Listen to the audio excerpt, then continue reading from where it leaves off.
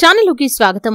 2025వ సంవత్సరం నవంబర్ 14వ తేదీ శుక్రవారం యొక్క దినఫలాలు కుంభరాశి వారికి ఎలా ఉన్నాయి? ఒక వ్యక్తి వల్ల చీ అనిపిస్తుంది.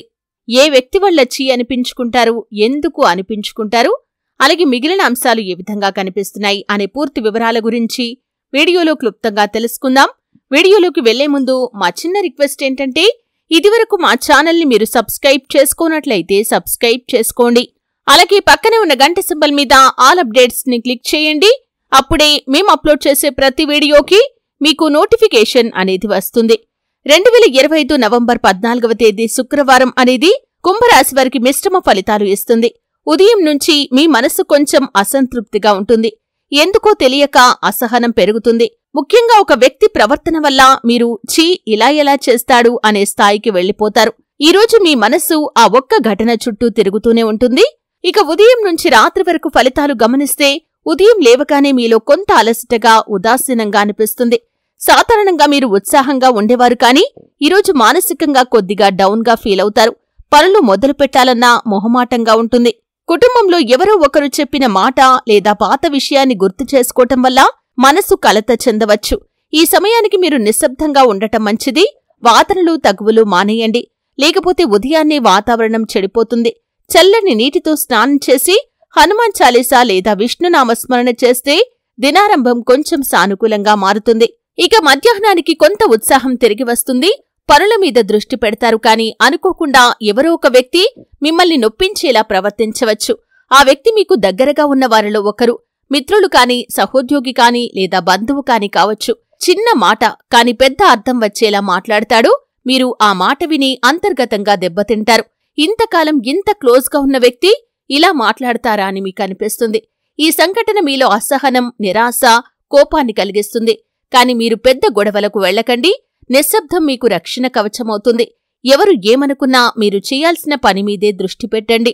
ఇక మధ్యాహ్నం తర్వాత మీ పనులన్నీ పూర్తవుతాయి. కాని మనస్సు మాత్రం పూర్తిగా ప్రశాంతంగా ఉండదు. చిన్న చిన్న ఆటంకాలు ఎదురైనా వాటిని సహనంతో ఎదుర్కోండి.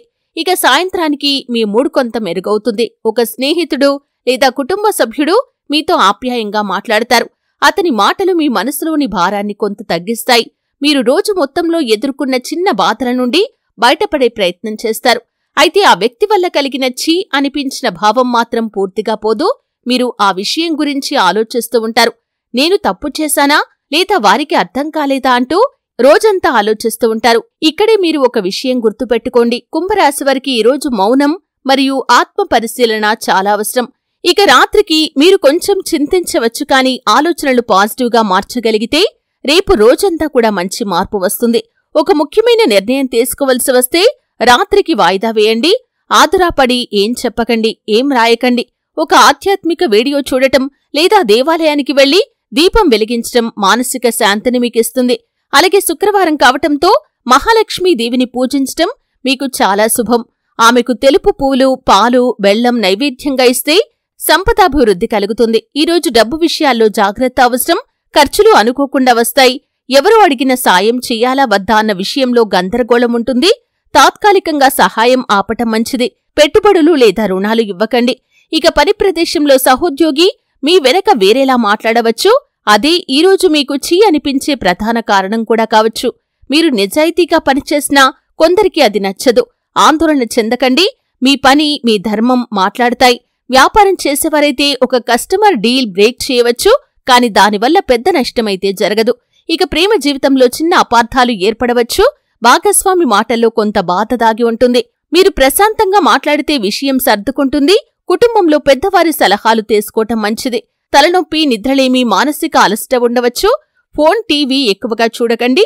ప్రశాంతంగా కొంతసేపు నడవండి. పచ్చతనంలో 10 నిమిషాలు గడిపితే మీ మనసు ప్రశాంతంగా మారుతుంది. ఎవరి మాటను హృదయానికి తీసుకోకండి. వాదనల్లో పడకండి. ఆర్థిక లావాదేవీల్లో జాగ్రత్తగా ఉండండి.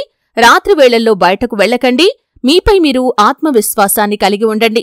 ఈరోజు మహాలక్ష్మీదేవి నామస్మరణ చేయండి. పసుపు దుస్తులు లేదా తెలుపు రంగు దుస్తులు ధరించండి. దాన ధర్మాలు చేస్తే మరెంతో శుభప్రదమైన ఫలితాలు మీకు కలుగుతాయి. చూశారు కదండి. వీడియో నచ్చితే ఖచ్చితంగా లైక్ చేయండి. మరిన్ని మంచి మంచి వీడియోల కోసం ఇప్పుడే మా ఛానల్ని సబ్స్క్రైబ్ చేసుకోండి.